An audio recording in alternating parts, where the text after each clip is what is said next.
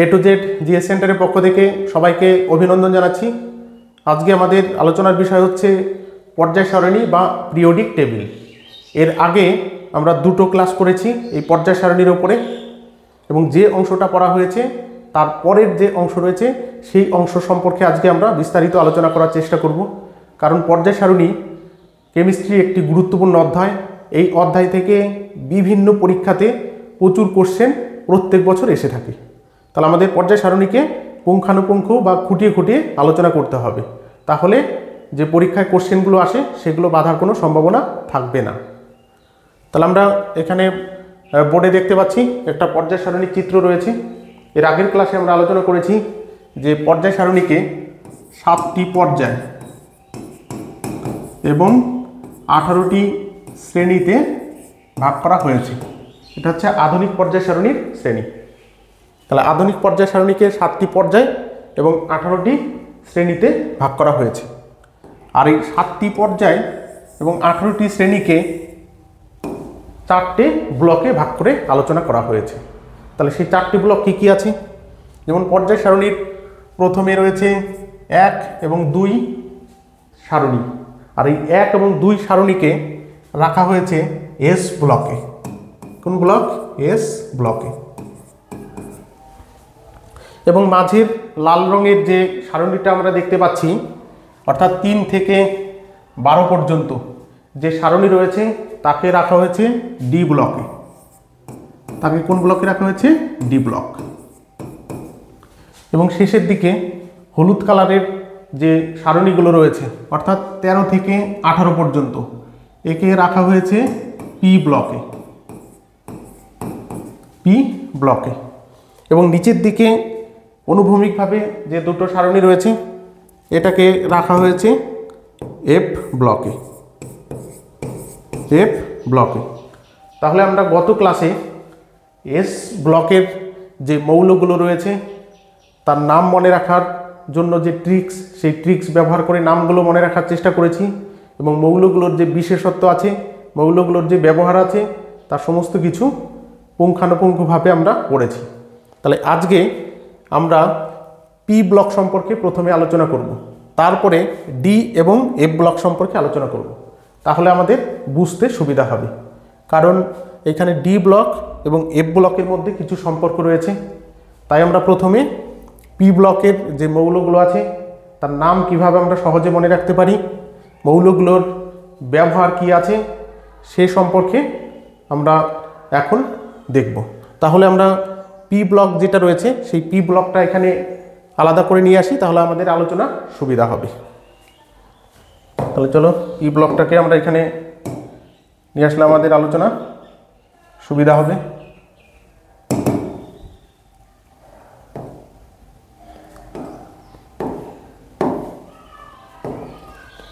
তাহলে পি ব্লকটাকে আমরা একটু বড় করে নিই, তাহলে আমরা সহজেই আলোচনা করতে পারবো। তাহলে আমরা এই কোনায় রেখে দিচ্ছি পি ব্লকটা। তারপরে পি ব্লকের যে মৌলগুলো রয়েছে সেই সম্পর্কে আলোচনা শুরু করি, তাহলে আমাদের বুঝতে সুবিধা হবে। তাহলে এখানে যে অংশটা রাখা হয়েছে হলুদ অংশ, যেটাকে কি ব্লকে ভাগ করা হয়েছিল? P block. P block. তাহলে পি ব্লকের আমাদের আলোচনা থাকবে হচ্ছে পি ব্লক। কি আছে? P block.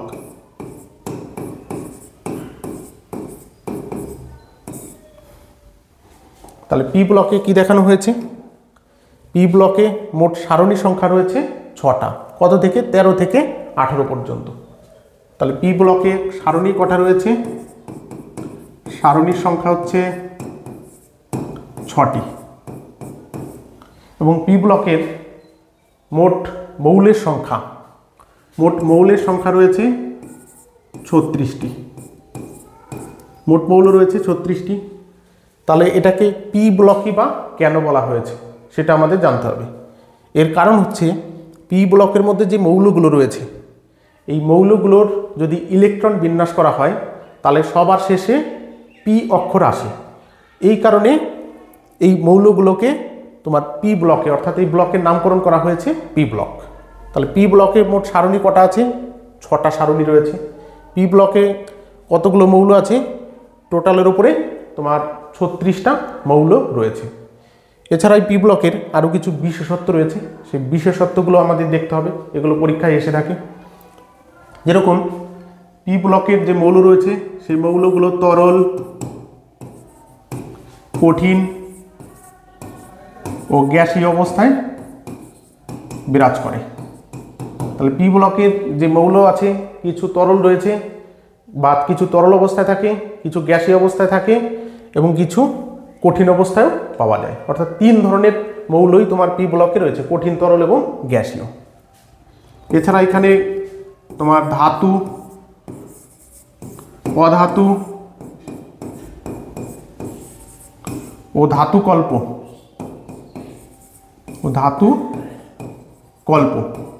এই 3 প্রকারের মৌলই তোমার পি ব্লকে রয়েছে।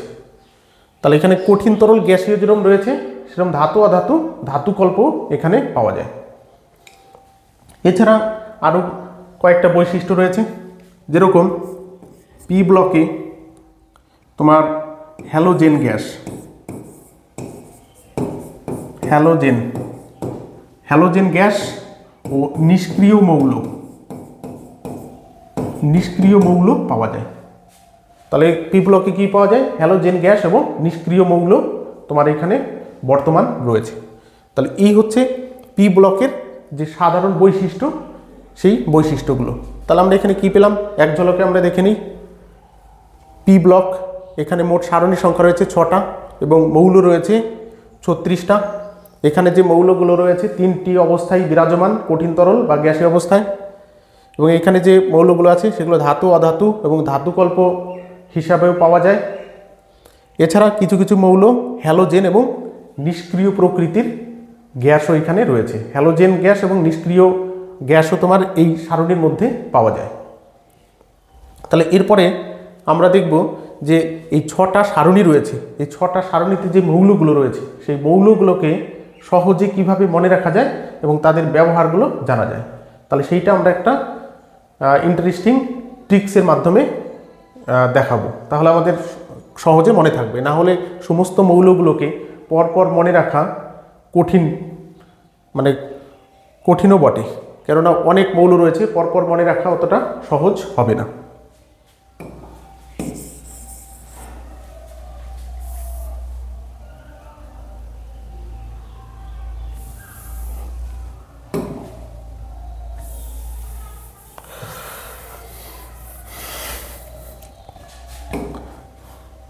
তাহলে পি ব্লকের যে মৌল রয়েছে, প্রথমে কি ব্লক, কত নম্বর ব্লক রয়েছে? 13 নম্বর ব্লক রয়েছে। তাহলে আমরা দেখি 13 নম্বর ব্লক বা 13 নম্বর সারণী, 13 নং সারণী। তাহলে 13 নং সারণীর কিভাবে আমরা মনে রাখবো? একটা ট্রিক্সের মাধ্যমে আমরা মৌলগুলোকে মনে রাখবো। যেমন 13 নম্বর সারণীর যে ট্রিক্সটা আমরা ব্যবহার করব সেটা হচ্ছে তোমার বাল্য জয়ন্তী। কি আছে? বাল্য জয়ন্তী। যে ট্রিক্সগুলো ব্যবহার করা হবে সব হিন্দি ভার্সনের ট্রিক্স, তাই একটু শুনতে বিদঘটে লাগবে, কিন্তু এইগুলো মনে রাখলে আমরা সহজেই এগুলো মনে রাখতে পারবো। মৌলগুলোর নাম বাল্য জয়ন্তী। তাহলে প্রথমে কি হবে? B boron, L aluminium, Jayanti germanium, IN indium, TI titanium. টিআইতে কি আছে? টাইটেনিয়াম। তাহলে বাল্য জয়ন্তী, বাল্য বিতে, বাতে হচ্ছে বি, লজফালাতে L aluminium, Jayanti GA germanium, ইনতি ইন তাহলে হচ্ছে ইন্ডিয়াম এবং টিআই টাইটেনিয়াম। তাহলে এইভাবে আমরা পরপর যে মৌলগুলো রয়েছে মনে রাখার চেষ্টা করব। তাহলে 13 নং সারণীর মৌল মনে রাখার সূত্র হচ্ছে বাল্য জয়ন্তী। তাহলে বোরন, অ্যালুমিনিয়াম, জার্মেনিয়াম, ইন্ডিয়াম এবং টাইটেনিয়াম। আর এই যে মৌলগুলো এখানে লেখা হলো, এই মৌলগুলোর আলাদা আলাদা কিছু ব্যবহার রয়েছে এবং তার আলাদা কিছু বৈশিষ্ট্য রয়েছে, সেইগুলো পরীক্ষাতে বেশ আসে। তাহলে এইগুলো আমাদেরকে মনে রাখতে হবে। তাহলে প্রথমে কি রয়েছে? বোরন। তাহলে বোরন কি কাজে ব্যবহার করা হয়? বোরন ব্যবহার করা হয় পারমাণবিক চুল্লিতে, পারমাণবিক চুল্লিতে তোমার বোরনের রড ব্যবহার করা হয়, যাতে পারমাণবিক চুল্লিতে বিস্ফোরণ না ঘটে। এই কারণে কি করা হয়, বোরনের রড তোমার পারমাণবিক চুল্লিতে ব্যবহার করা হয়ে থাকে। এরপরে রয়েছে তোমার অ্যালুমিনিয়াম। অ্যালুমিনিয়ামেরও বিশেষ গুরুত্ব রয়েছে। যেমন অ্যালুমিনিয়ামে তোমার জং ধরলে মজবুত হয়, লোহার বিপরীত। লোহাতে যেরকম জং ধরলে লোহা দুর্বল হয়ে পড়ে, কিন্তু অ্যালুমিনিয়ামে জং ধরলে অ্যালুমিনিয়াম কি হয়, আরও মজবুত হয়। এছাড়া অ্যালুমিনিয়াম কি আছে, তোমার হালকা এবং মজবুত ধাতু, শক্ত ধাতু। এই কারণে অ্যালুমিনিয়াম বিমান তৈরির কাজে ব্যবহার করা হয়। বিমান, তাহলে বিমান কেন ব্যবহার করা হয়, অ্যালুমিনিয়াম হালকা এবং কঠিন, শক্ত, এই কারণে বিমান তৈরিতে তোমার অ্যালুমিনিয়াম ব্যবহার করা হয়। এছাড়া অ্যালুমিনিয়ামের আরও কিছু আমরা ব্যবহার দেখি, যেগুলো আমরা আকসারই দেখে থাকি। যেমন মিষ্টির প্যাকেটের ওপরে একটা আস্তরণ দেওয়া থাকে, আর সেই আস্তরণটা অ্যালুমিনিয়ামের তৈরি। তাহলে কিসে, মিষ্টির প্যাকেটে। তাহলে মিষ্টির প্যাকেটের আস্তরণ তোমার অ্যালুমিনিয়ামের তৈরি হয়ে থাকে। এর আগে রেলের পরীক্ষাতে এই ধরনের কোশ্চেন এসেছে এবং এই কোশ্চেনটাই এসেছে।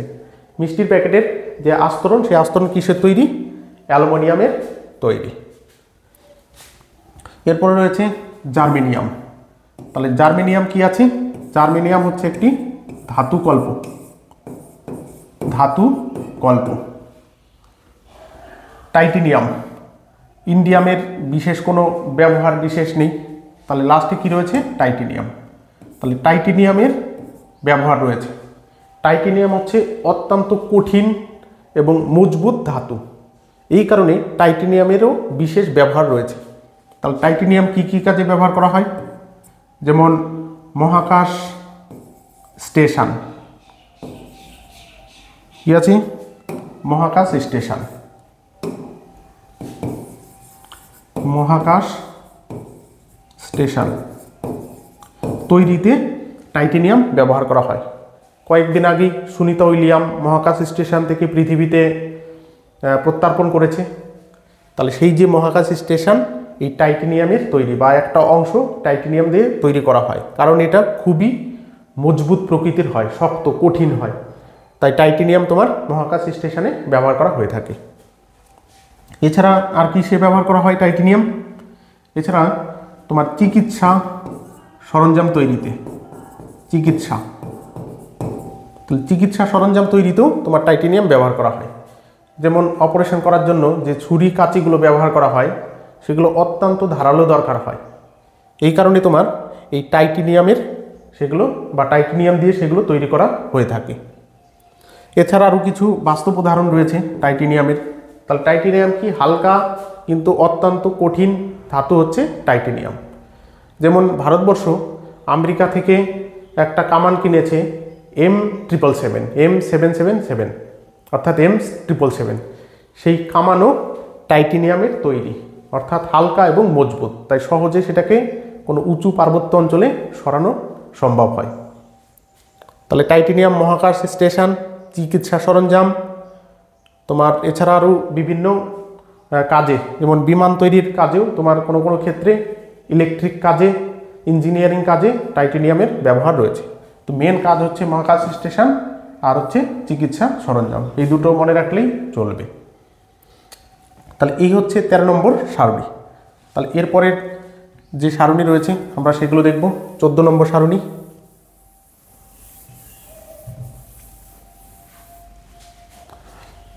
তেরো নম্বর করে হচ্ছে তোমার 14 নম্বর সারণী। তাহলে 14 নম্বর সারণী মনে রাখার জন্য একটা সূত্র রয়েছে বা ট্রিক্স রয়েছে, যার মাধ্যমে আমরা সহজেই সেটাকে মনে রাখতে পারি। যেমন Kajol CA, Kajol CA jeans, Kajol CA jeans Sunny ফাড়ে, সানি ফাড়ে, কাজল সিএ জিন্স সানি ফাড়ে। তাহলে Kajol C carbon, Kajol CA SI silicon,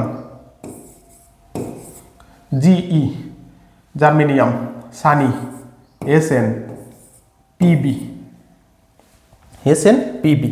তাহলে কাজল সিএ জিন্স সানি ফাড়ে। ট্রিক্সগুলো শুনতে একটু আলাদা হলেও এইভাবেই মনে রাখা সব থেকে সহজ হবে। তাহলে কাজল সিএ জিন্স, সানি ফারে।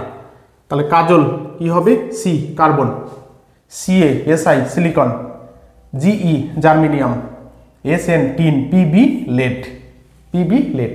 তাহলে এই মৌলগুলোরও কিছু ব্যবহার রয়েছে, এই ব্যবহারগুলো আমাদের মনে রাখতে হবে।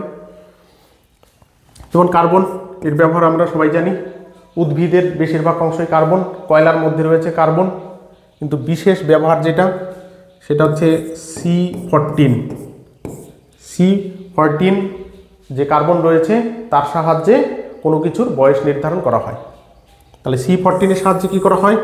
কোনো কিছুর বয়স নির্ধারণে ব্যবহার করা হয়ে থাকে। এরপরে রয়েছে তোমার সিলিকা। তাহলে সিলিকা কি আছে? সিলিকা হচ্ছে ধাতুকল্প, ধাতুকল্প সিলিকা। সিলিকা তোমার মৃত্তিকার একটা প্রধান উপাদান সিলিকা। তাহলে এটা কি হিসাবে ব্যবহার করা হয়? ধাতুকল্প। জার্মেনিয়াম তোমার একটি ধাতুকল্প। টিন, টিন কি কাজে ব্যবহার করা হয়? সংকর ধাতু, সংকর ধাতু তৈরিতে তোমার টিনের ব্যবহার করা হয়ে থাকে। লাস্টে রয়েছে পিবি লেড। কি আছে? লেড। লেড হচ্ছে তোমার একটি স্থায়ী মৌল, স্থায়ী মৌল। লেড হচ্ছে তোমার একটি স্থায়ী মৌল। তাহলে আমরা এখানে কি কি পেয়েছি? 14 নম্বর সারণীতে carbon, silica, germanium, SN tin, আর হচ্ছে পিবি লেড বা সীসা, এবং তার যে বিশেষত্ব রয়েছে সেই অংশটা। তাহলে এরপরে পর্যায় সারণীর কত নম্বর রয়েছে? সারণীর পর্যায় রয়েছে, সারণী রয়েছে 15 নম্বর। তাহলে আমরা 15 নম্বর সারণী কীভাবে মনে রাখতে পারি এবং তার ব্যবহারগুলো খেয়াল রাখতে পারি সেগুলো ট্রিক্সের মাধ্যমে পড়ব। তাহলে 15 নম্বর, 14 নম্বর কমপ্লিট হয়ে 15 নম্বর সারণী। তাহলে 15 নম্বর সারণীতে যে ট্রিক্সটা রয়েছে, ইন্টারেস্টিং ট্রিক্স, যেমন নানা পাটেকার, নানা পাটেকার, নানা পাটেকার, ঐশ্বরিয়া,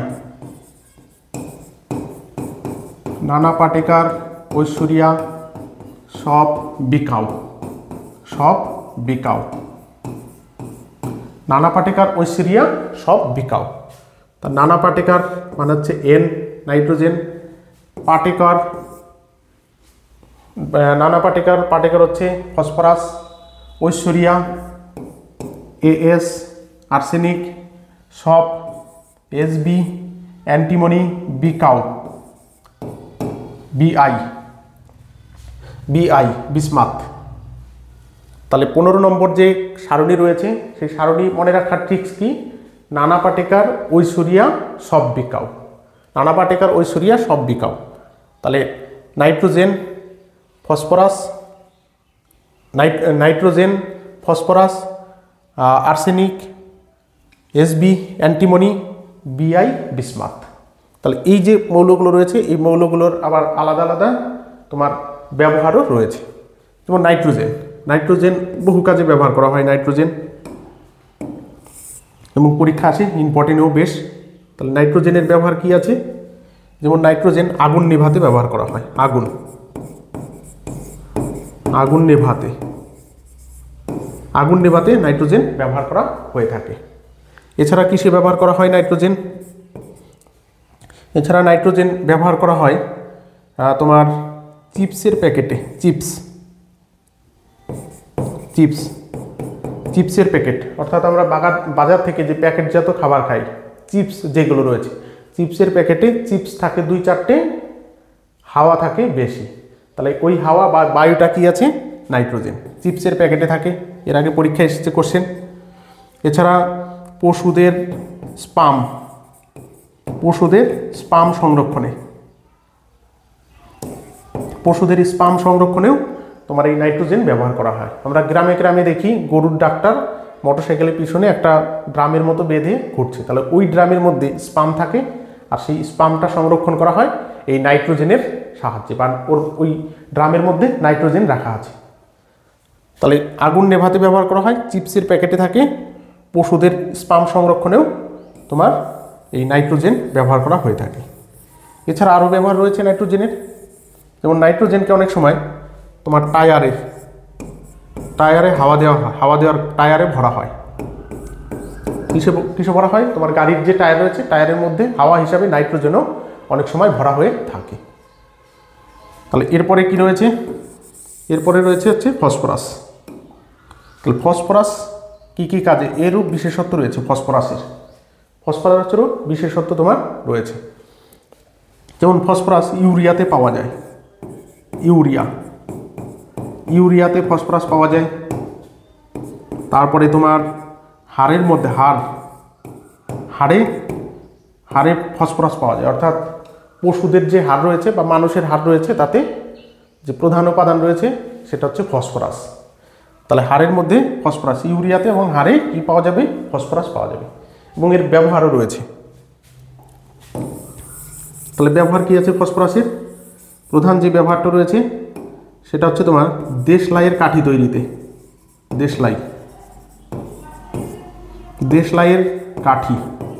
দেশলাইয়ের কাঠির মাথায় যে গোলাকার যে কালো অংশটা থাকে, যেটা আগুন ধরানোর কাজে ব্যবহার করা হয় ঘষে, সেই কালো অংশটা তোমার ফসফরাসের তৈরি। তাহলে কিসের তৈরি আছে ওটা? ফসফরাসের তৈরি। তাহলে পরের যে মৌলটা রয়েছে সেটা কি আছে? আর্সেনিক রয়েছে।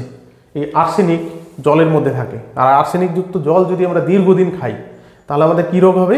Blackfoot disease. তাহলে আর্সেনিকের প্রভাবে আমাদের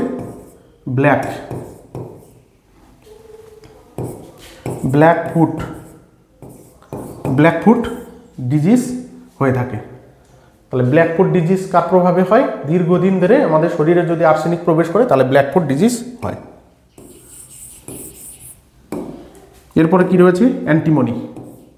অ্যান্টিমনি, বিসমাথ। তাহলে অ্যান্টিমনি এবং বিসমাথ এই দুটোই হচ্ছে ধাতুকল্প। কি আছে? ধাতুকল্প। অ্যান্টিমনি এবং বিসমাথ এই দুটো হচ্ছে তোমার ধাতুকল্প, এদের বিশেষ ব্যবহার নেই। তাহলে আমাদের কত নম্বর সারণী গেল?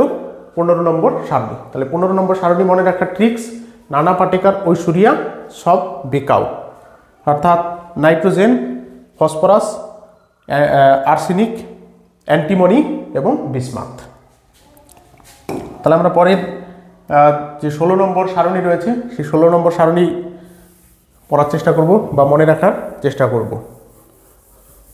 তাহলে 16 নম্বর সারণীতে কি রয়েছে? 16 নম্বর সারণী। তাহলে 16 নম্বর সারণী মনে রাখার যে ট্রিক্স, সেই ট্রিক্স রয়েছে। আর এই ট্রিক্সের মাধ্যমে আমরা সহজে এগুলো মনে রাখতে পারি। যেমন और स्टाइल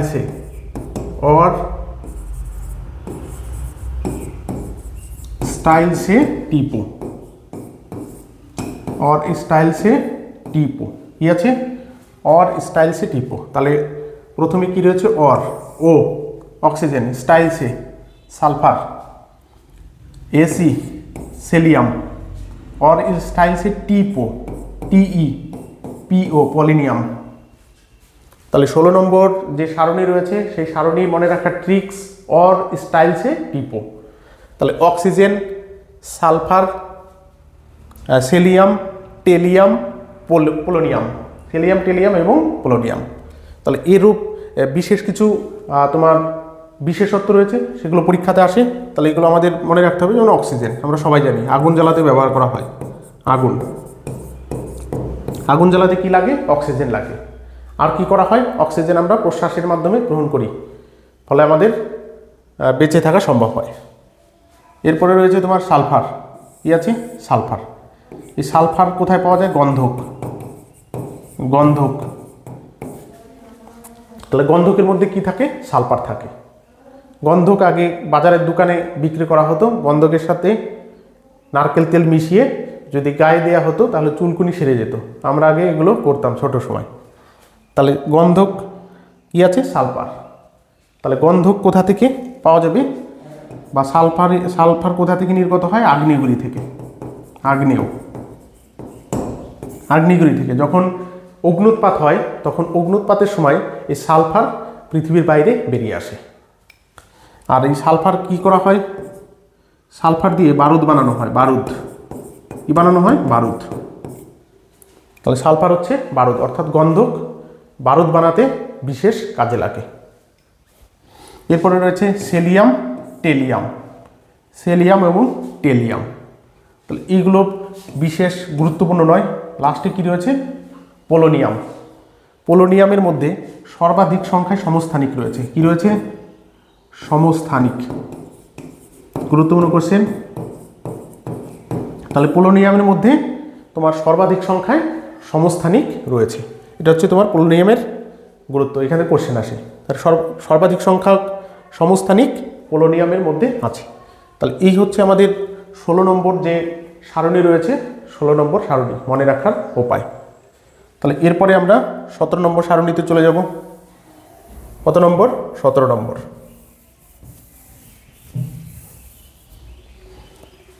তাহলে 17 নম্বর সারণীতে মনে রাখার উপায় রয়েছে আমাদের, বা ট্রিক্স রয়েছে। তাহলে 17 নম্বর যে সারণী রয়েছে তা মনে রাখার ট্রিক্স হচ্ছে ফির কাল। কি আছে?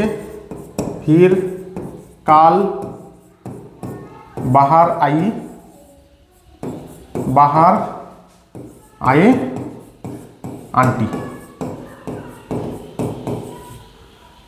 তাহলে 17 নম্বর যে ট্রিক্স রয়েছে বা সারণী মনে রাখার উপায় রয়েছে সেটা হচ্ছে ফির কাল বাহার আই আন্টি, ফির কাল বাহার আই আন্টি। তাহলে এফ, তারপরে রয়েছে chlorine CL Bahar I aunty, তাহলে হচ্ছে বিআর আই, বিআর ফির কাল বাহার আই আন্টি, আই হচ্ছে আই, আয়োডিন আন্টি, আন্টি, তাহলে আয়োডিন এটি কি হবে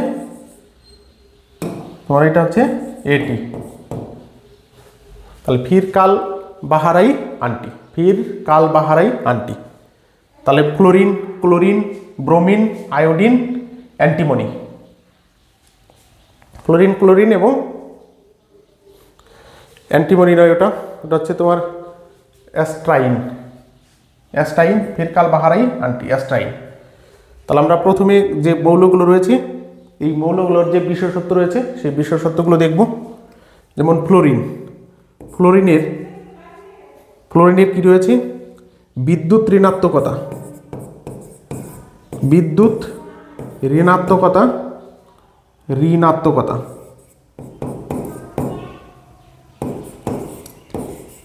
বিদ্যুৎ ঋণাত্মকতা তোমার সব থেকে বেশি ফ্লোরিনের।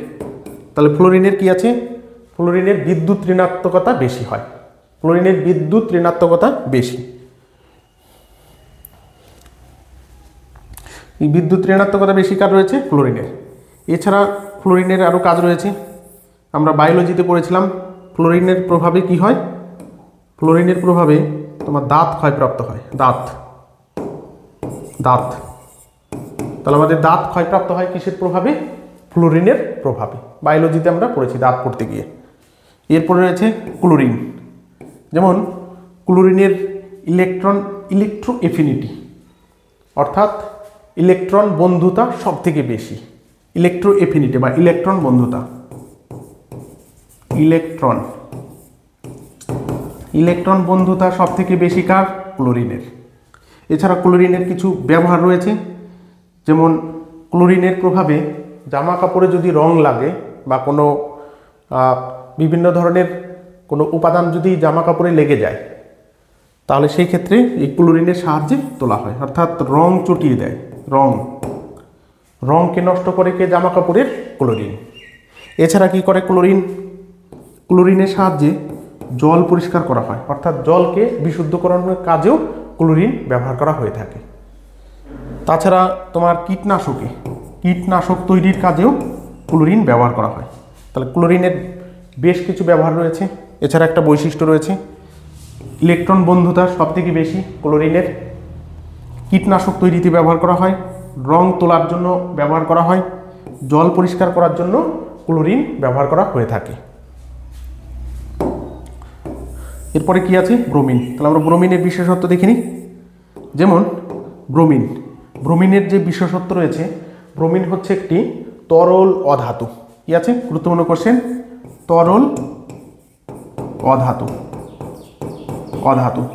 তার মানে কি বোঝাতে চেয়েছে? ঘরোয়া উষ্ণতায়, বা ঘরের উষ্ণতায় ব্রোমিন তরল অবস্থায় থাকে। তাহলে ঘরের উষ্ণতা বলতে আমরা কত বুঝি? 27 ডিগ্রি।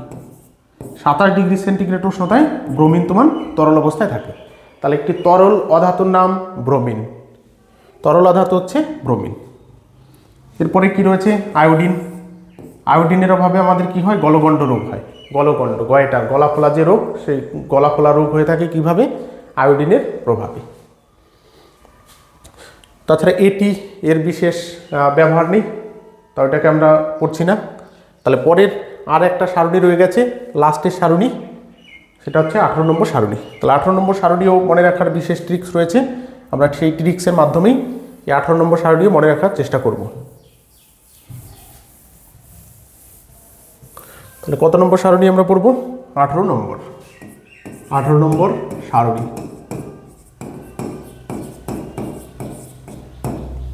তাহলে 18 নম্বর সারণী মনে রাখার উপায় কি আছে? 18 নম্বর সারণী মনে রাখার যে ট্রিক্স রয়েছে সেটা হচ্ছে হেমানে। হেমানে। হেমানে আমির কি? আমির, আমির কি? জামানত রোকি। জামানত রোকি। হেমানে আমির কি? জামানত রোকি। তাহলে হেমা হিলিয়াম, নিয়ন, হেমানে আমির কি? AR, জামানাত XR, জামানাত Roki RN। তাহলে হেমানে আমির কি? জামানাত রোকি। হেমা H, হেতে হবে হিলিয়াম, নেতে হবে নিয়ন, আমির আর্গান, জামানাত XR অর্থাৎ জেনন, RN রেডন।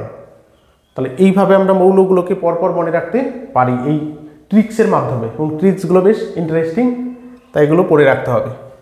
তাহলে প্রথমে কি রয়েছে? হিলিয়াম। হিলিয়ামের কিছু বিশেষত্ব আছে, তো আমরা দেখি হিলিয়ামের কি বিশেষত্ব রয়েছে। যেমন হিলিয়াম হচ্ছে এই পি ব্লকের মধ্যে সব থেকে হালকা। পি ব্লকের মধ্যে কি আছে? সব থেকে হালকা গ্যাস হচ্ছে পি ব্লকের মধ্যে হিলিয়াম। আর ওভারঅল পিরিয়ডিক টেবিল যদি আমরা ধরি, তাহলে সেই ক্ষেত্রে হিলিয়াম হচ্ছে দ্বিতীয় হালকা, হাইড্রোজেনের পরেই। হাইড্রোজেনের পরেই হচ্ছে হিলিয়ামের অবস্থান হালকার দিক দিয়ে, আর পি ব্লকের মধ্যে একে রয়েছে হালকার দিক দিয়ে। এছাড়া হিলিয়ামের আর কি বৈশিষ্ট্য রয়েছে? যেমন হিলিয়াম তাপ বা চাপে কোনো বিক্রিয়া করে না। প্রধান একটা বৈশিষ্ট্য, তাপ বা চাপে হিলিয়াম বিক্রিয়া করে না। এই কারণে হিলিয়ামকে তোমার বিমানের টায়ারে বা চাকায়, বিমানের চাকায় বা টায়ারে ভরা হয়। তাহলে বিমানের চাকায় কি ভরা থাকে? হিলিয়াম ভরা থাকে। কেন ভরা থাকে? কারণ এটা চাপ এবং তাপে বিক্রিয়া করে না, তাই বিমানের টায়ার ফাটার সম্ভাবনা কম থাকে, এই কারণে হিলিয়াম ভরা হয়। এছাড়া হিলিয়াম আরও বিভিন্ন কাজে ব্যবহার করা হয়। যেমন হাসপাতালে অক্সিজেন সিলিন্ডার, হাসপাতালে যে অক্সিজেন সিলিন্ডার ব্যবহার করা হয়, মুমূর্ষ রোগীর ক্ষেত্রে তোমার এই সিলিন্ডারের মধ্যে হিলিয়াম মেশানো হয়, যাতে অক্সিজেনটাকে হালকা করে এবং রোগীর তোমার ফুসফুসে সহজেই অক্সিজেনটাকে নিয়ে যেতে পারে, তাই অক্সিজেন সিলিন্ডারে হিলিয়াম। এছাড়া ডুবুরিরা যে অক্সিজেন সিলিন্ডার ব্যবহার করে, অনেক গভীরে যে ডুবুরিরে যায়, তাদের ক্ষেত্রেও তোমার হিলিয়াম ভরা থাকে অক্সিজেন সিলিন্ডারের মধ্যে প্রায় 1% মতো। তাহলে এই হিলিয়ামের কাজ কী গেল? বিমানের চাকায় হাওয়া হিসাবে বা বায়ু হিসাবে হিলিয়াম ভরা হয়, অক্সিজেন সিলিন্ডারে হিলিয়াম ভরা হয় অক্সিজেনকে হালকা করার জন্য। আর সবথেকে পি ব্লকের সবথেকে হালকা এবং পিরিয়ডিক টেবিলের মধ্যে দ্বিতীয় হালকা। হিলিয়ামের পরে রয়েছে নিয়ন। তাহলে নিয়নের ব্যবহার রয়েছে। নিয়ন হচ্ছে রঙিন লাইট, কি আছে? রঙিন লাইটে নিয়ন ব্যবহার করা হয়। আমরা যে টেস্টারগুলো ব্যবহার করি, টেস্টার, সেই টেস্টারে তোমার নিয়ন গ্যাস থাকে। তাহলে রঙিন লাইট এবং টেস্টারের মধ্যে নিয়ন ব্যবহার করা হয়ে থাকে। এরপরে কি আছে? আর্গন। আর্গন হচ্ছে একটা নিষ্ক্রিয় গ্যাস, আমরা জানি, এবং নিষ্ক্রিয় গ্যাসের মধ্যে সব থেকে বেশি পরিমাণে থাকে আর্গন। নিষ্ক্রিয় গ্যাসের মধ্যে সব থেকে বেশি আর্গন। কত শতাংশ থাকে বায়ুতে? 9.3%। আমরা জিওগ্রাফি পড়তে গিয়ে, বায়ুমণ্ডল পড়তে গিয়ে পড়েছি। নিষ্ক্রিয় গ্যাস আর্গন, এবং বায়ুমণ্ডলের সব থেকে নিষ্ক্রিয় গ্যাসের মধ্যে বেশি হচ্ছে আর্গন, এর পরিমাণ হচ্ছে 0.93%। এছাড়া রয়েছে জেনন, এটাও নিষ্ক্রিয় গ্যাস। লাস্টে রয়েছে রেডন, সব থেকে ভারী গ্যাস রেডন। রেডন হচ্ছে সব থেকে ভারী গ্যাস, এই কারণে বায়ুতে রেডন গ্যাস পাওয়া যায় না। তাহলে কোথায় থাকে রেডন গ্যাস? ভূগর্ভে পাওয়া যায়, ভূগর্ভে থাকে। আগ্নেয়গিরির অগ্নুৎপাতের সময় ভূগর্ভ থেকে অনেক সময় রেডন গ্যাস ওপরে উঠে আসে, কারণ এই গ্যাস ভারী বলে বায়ুতে এই গ্যাস নেই। তাহলে সব থেকে ভারী গ্যাস হচ্ছে রেডন। তাহলে এইভাবে আমরা তোমার যে 6টা পর্যায় সারণী আছে, এই 6টা সারণী রয়েছে, পর্যায় সারণী রয়েছে, তা আমরা সহজে মনে রাখতে পারি। তাহলে আজকে আমাদের যে পর্যায় সারণী ক্লাস এখানেই সমাপ্ত করা হবে। এর পরবর্তী ক্লাসে আমরা ডি ব্লক এবং এফ ব্লক সম্পর্কে জানব। তারপরে আর একটা ক্লাস হবে, সেই ক্লাসে এইখানে কোনো মৌল কত নম্বর পর্যায় কত নম্বর সারণীতে অবস্থান করেছে তার যে অঙ্ক রয়েছে বা নিউমেরিক্স রয়েছে সে সম্পর্কেও ক্লাস হবে। তাহলে সবাইকে ধন্যবাদ জানাচ্ছি এখানে।